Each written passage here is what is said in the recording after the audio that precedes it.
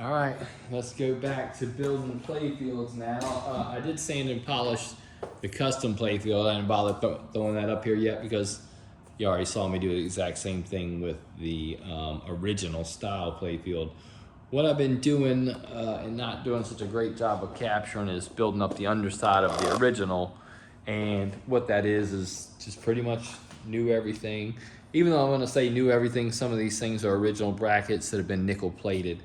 So it kind of varies, but basically new everything. All new lamp sockets, fuse holder, coils, slingshot switches, targets, everything, pretty much everything. And I did stitch this all together with that bare braid, I'll call it.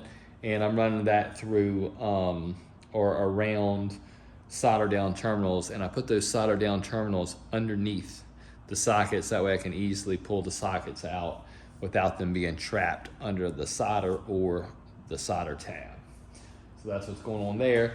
And I'm pretty much in a spot where, less maybe building up the jet bumpers, I probably need to grab this harness off here and transfer it out of the way. So I'll have some more room. It's a little bit crowded. I got a lamp board, so I'll transfer all these wires over to the lamp board. Once I transfer the whole thing over there, I'll probably just clip all the wires that are coming off of the solenoids for the most part. Just clip them close, and I'll just pretty much run it back like they had it. I'll try to put this target bank on a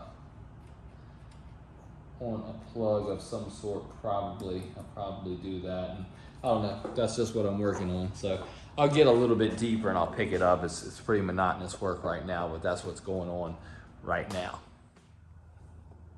All right, let's start here today. So I'm back in my assembly room and I have cut the harness free from the original playfield and I've transferred it over to what I call the original build, not the custom build.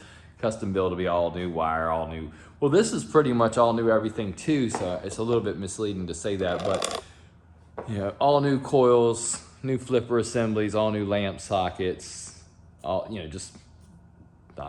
all new targets, all new switches for like the sling style switches. The only thing I'm really reusing on this is the wiring harness and the switch, the rollover style switches and the rollover style switch blades. Could have switched over to micro switches, but I want to save that for the custom build. And I'll rework that target bank. Right now I have it as a placeholder, just kind of moved it all the way over. I usually put that on a plug. The rest of this stuff I don't really need to put on plugs. Some things I'll put on plugs just so I can get a good clean bit of wiring that I know runs out of harm's way. But most of the stuff I'll just direct solder. These things aren't high maintenance. That's what I would say about those as compared to a lot of these newer games that we deal with. And so they're kind of set it and forget it for the most part. Maybe a minor adjustment here or there, but there's just not enough to them to have a lot of technical problems as long as everything's well built. The only thing can be fussy sometimes are target banks. Drop target banks are always that way, and especially these old Bally ones with all the metal that needs to mesh right together just right for it to go up and down mechanically properly. And I do make some minor, even on a more of a original style build, I do make some minor changes that you just have to make, like these slingshot switches. I rewire these with insulated wire, and I usually wind up putting them on a plug because they run short. So I've done that. And the reason I rewire these with insulated wire is because the way they do it from the factory is really haphazard. I'm surprised they would do this, but they run the bare braid across the terminals for the switch, but it could very easily touch a coil lug. I mean, this could happen. And if it touches a coil lug, it's gonna run, 50 volts through the switch matrix, and it's gonna be a bad day for the switch matrix. So things like that are kind of a must. I don't care, if you're putting this thing in the Smithsonian, you gotta have some just rationality about what you're doing, and that makes the most sense. So other than that, I'm just kind of putting this harness in place, all new targets and the lamp board and all these things, and it just, I'm just working on it. It doesn't lend itself to a lot of documentation, so just kind of catch that aspect of it, give you an overview, and then get back to it. And then when I get into a better spot, I'll show it. All right, making some progress. I'm gonna replace the jet bumper switches on here. I replaced all the targets, and I usually replace pretty much anything I'm doing. I'm gonna replace the coils, usually the switches. I didn't do that in this case because they're the leaf blade style switches, but usually the switches, the targets, the lamp sockets, those are just standard things. I'm looking to truly rebuild one of these games. I don't just want to make it look pretty. I want it to be a new game, or as close to a new game as I can make it, even if it's an old game. So I'll replace the jet bumper switches. Issues with these are a couple. First of all, the spoons are about to crack and wear through. I can see the hole is almost all the way poking through where the spoon, where the skirt sits inside the spoon, the cup there. That looks like that's about to push out. So I would, at a minimum, I have to probably replace the spoon, and then the bracket's rusty. So by the time I fix the bracket issue and the spoon issue, and then I fish around and try to put a capacitor back on here because that's been clipped away, I might as well just start out with a fresh one. I'll put new capacitors on all the fast closing switches. So that'll be things like your targets and your jet bumper switches, not the out lanes or the in lanes or the rollover style switches, but specifically the targets and the jet bumper switches is where you'll find these, and that's just because those can get missed if they don't have that capacitor on there. Game usually plays just a little bit sharper and a little bit better with those on there. Now, a lot of times you'll see people clip those off there because if they have some other issue or if they start to fail, it'll do almost the opposite of what you want to do. It'll cause false switch closures, and things will go off for no reason, like a pop bumper. It can be annoying. It's pretty harmless. It can be annoying. So most of the time when you look through one of these games, you'll see a couple of them still on there and a lot of them missing, and that's what we have here. Got one left on this jet bumper, but it looks like most of the others have been trimmed off. And there was one here or there on some of the targets I removed and replaced, but so that's kind of important. All right, let's deal with these jet bumper switches. Got the lights run. So now I can get to these jet bumper switches. So I'm gonna add the capacitors to them. Let's see here. I got a little bit different configuration than they have. It's fine, but it's a little bit different. All right, let's see. There's my banded side. So one side of this capacitor is going to go to the banded side. I usually just wrap it around the leg of the diode if it's already soldered shut.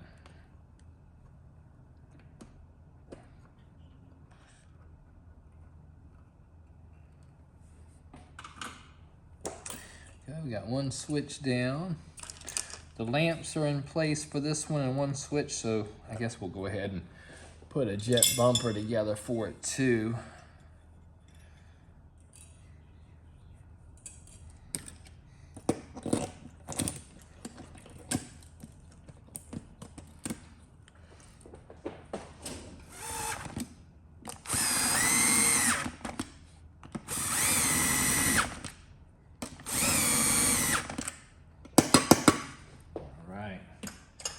Seems good.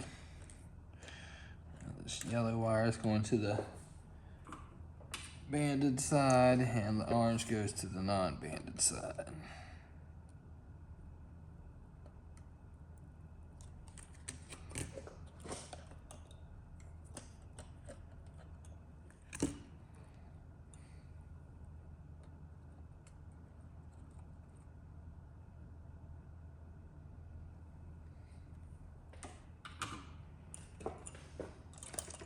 All right, I'm just about ready to drop this original style build playfield in the original cabinet, and then we'll set up the custom playfield over here, and we'll do the same thing. We'll just copy what we see here. I'm not gonna get too fancy with it. It's a KISS pinball machine. They're not, when it comes to that, they're not that fancy. You don't need to get too carried away with it. Although I will put all micro switches and all new mechs and things on there because it's totally a scratch build. I mean, I'm about to have 2 full KISS machines, and I didn't start out with not one single KISS machine. All I really started out with is an old wired playfield and a Harlem Globetrotters head. And I'm actually gonna build that Harlem Globetrotters back into a game. So I don't know. I don't know what I'll do. I never do until I do it. But I'm gonna set some flippers in these holes right here, and then we'll drop this playfield in the cabinet. The old Allen wrench.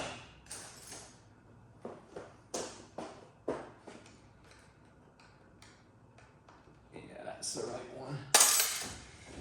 Just putting standard flippers on here.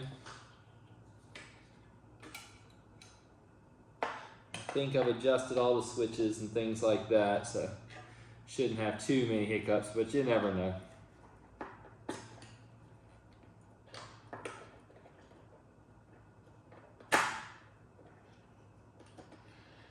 Just set these good enough just to kind of hold them from falling out for now. I've already branded this thing.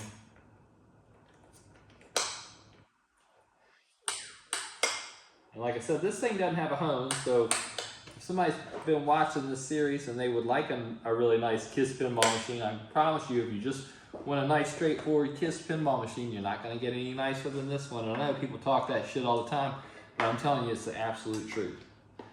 If you're the kind of guy that spends, you know, $14,000 or $15,000 for one of these games, and you're looking for a nice KISS, this is your game.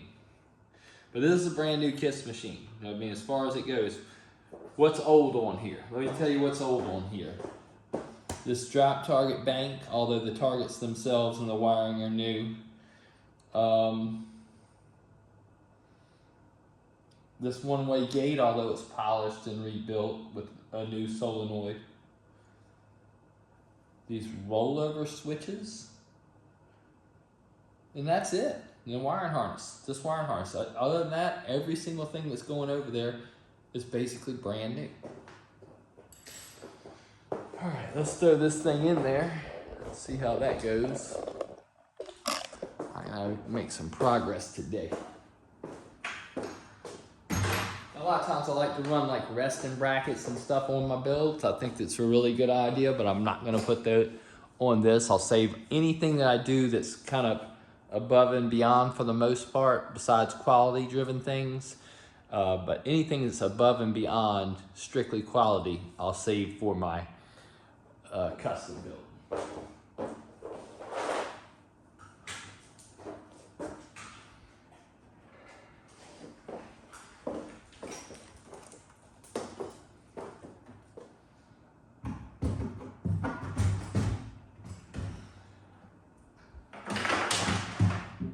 Let me just turn it on and see what I got, and then I'll go from there.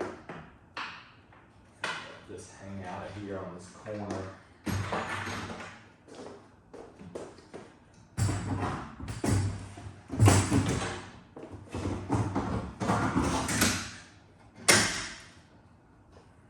Okay. We know we're gonna have some kind of lamp thing to deal with, and we'll deal with it. Let's see what happens.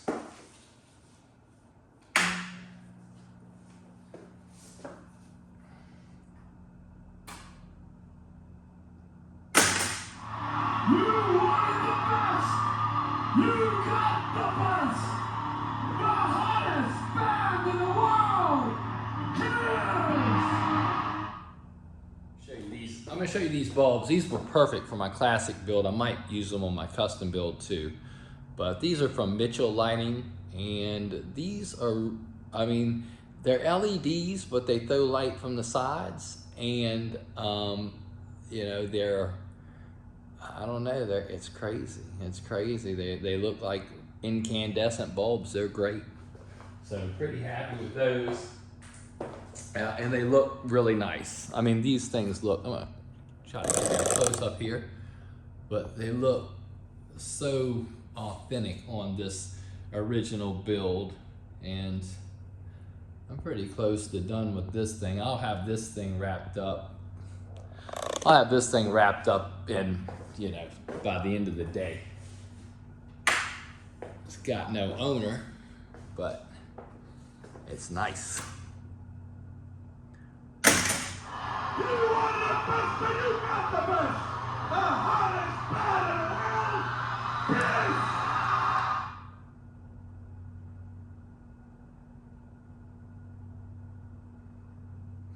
All right, this one's all done, less the apron, so we'll run up there and polish the apron for it and put it in place, put some flipper rubbers on it, set the flippers. I think that's pretty much it. I gotta come up with a little piece of metal that goes right here. I probably have a couple used ones laying around. I ordered some new ones and they haven't shown up yet, so I'm not gonna let that hold me up as long as I got a decent one to put on there. And we'll be all set. We'll take some good final pictures of it. It doesn't need much, it just needs to be lightly sanded over and polished just to get some of the haze off of it from the base coat. Let's see what I got about.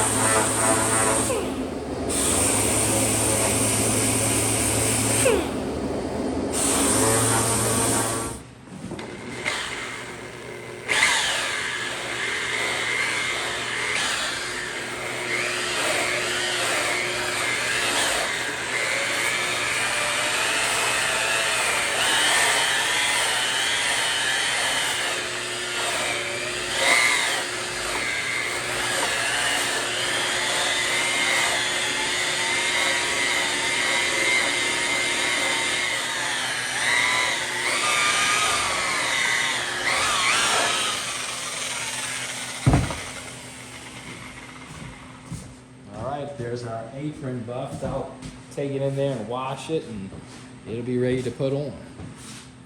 All right, there it is. All together, all done. I'll get it outside, get some pictures of it, do the best I can. This time of the year, the lighting's a little bit hard to peg because the days are getting long. And, you know, well, they've been getting long, but they've started to be really long. But this thing turned out great. Stainless steel. People always talk about chrome with fingerprints. Stainless steel drive you crazy with fingerprints too, man. By the time I drag it outside, I'm usually chasing a couple of them, but I'll get it cleaned up looking as good as I can. I mean, it's perfect, but it's just like, man, you know, the presentation of them sometimes can be tough. Staging them is what I would say. There's that apron, man. It's got glass on it right now. This is Invisiglass. I have a sheet of it around here, so I just throw it on here because when I do a gameplay video, I don't want a lot of glare on there. But there it is.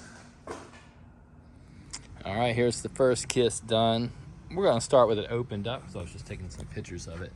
Be a little bit easier, but we'll take a good look at it opened up and then we'll close it up and take a look at the outside.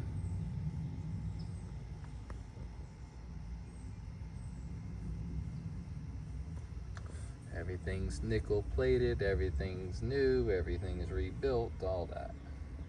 All that, and much more. Just a real clean, original style build here. Nothing too fancy, but it does have that soundboard in it, so and upgraded speaker, so it does have good sound quality.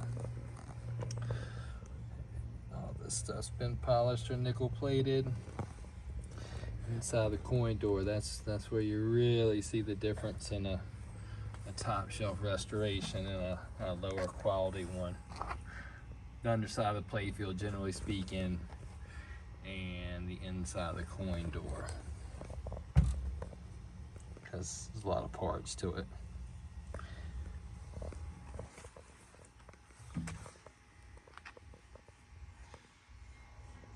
And despite it not being on the level of the custom build, it's still worthy of being branded. All right, let me close this up and we'll take a look at the outside. All right, here comes the outside. I'll give you the best vantage point that I can, slowly.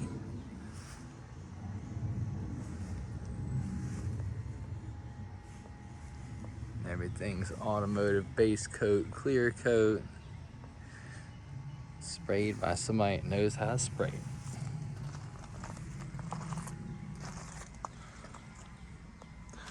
Brand new cord. I didn't want to fish it back in the cabinet, but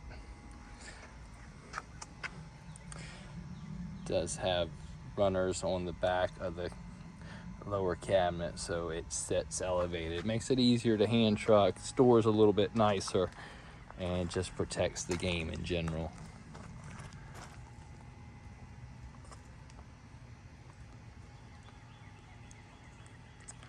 This is done in a nice cream white, not a bright white. And you can catch the reflections here and there and get a sense of the not just the gloss level, but how straight everything is. So it's, purposefully it's not full gloss, because that would be really incorrect. But it just helps highlight how straight it is. Brand new playfield, back glass, everything. I mean, it's a brand new game. I think the only thing I reused is the drop target bank, a couple of the rollovers, and obviously these are original coin door parts. You're not going to get replacement coin door parts for one of these.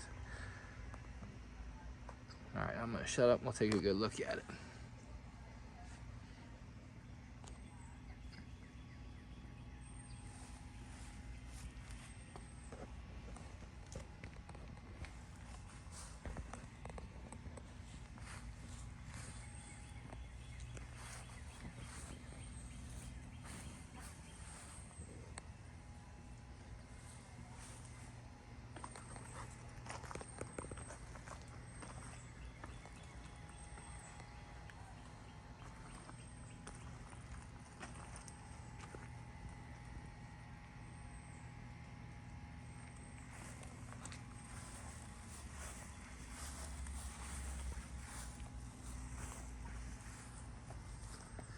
Alright, this is a completely original apron that I repainted and clear coated, so it's not a decal.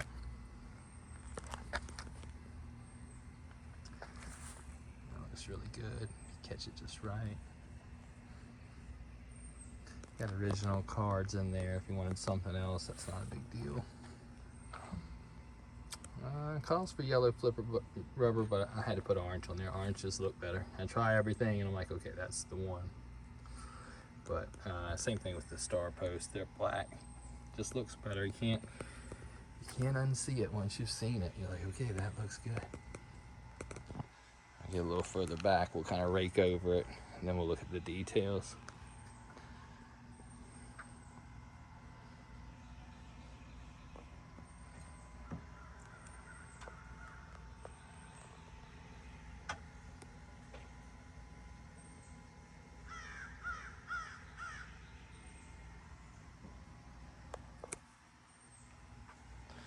Alright, I'll show you the vantage points I would use if I was taking pictures.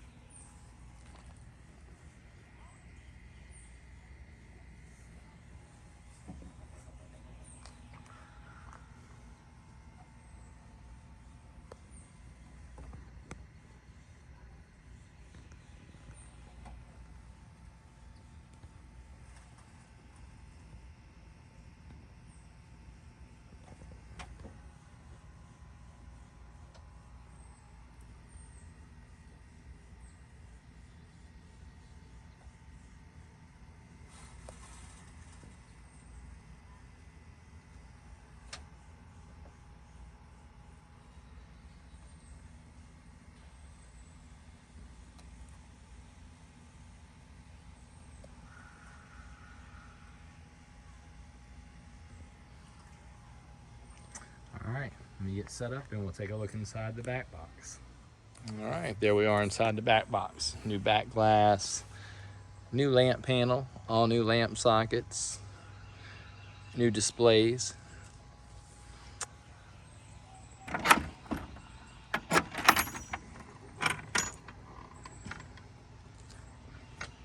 All new wiring inside the cabinet and head.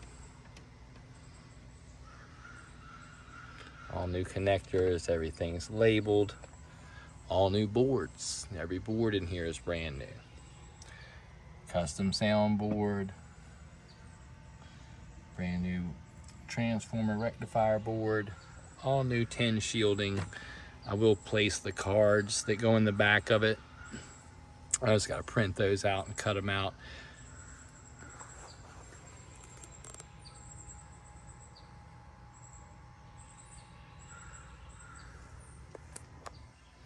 Everything's neatly routed and bundled up. And so that's it for inside of the head. That's pretty much it, period. And if you're interested in buying this game, just shoot me an email or contact me. And 99% of the work that I do has an owner. It's very rare that I have a game that doesn't have an owner. And this one actually started out with an owner, but they switched over to the custom build once they saw what was going on with that. And so that leaves this available to somebody that wants a really nice original Kiss or original style build. It's much nicer than an original Kiss. I think it definitely be selling it short calling it an original Kiss, but original style. If you're into that style, this is a good one. And it's well built.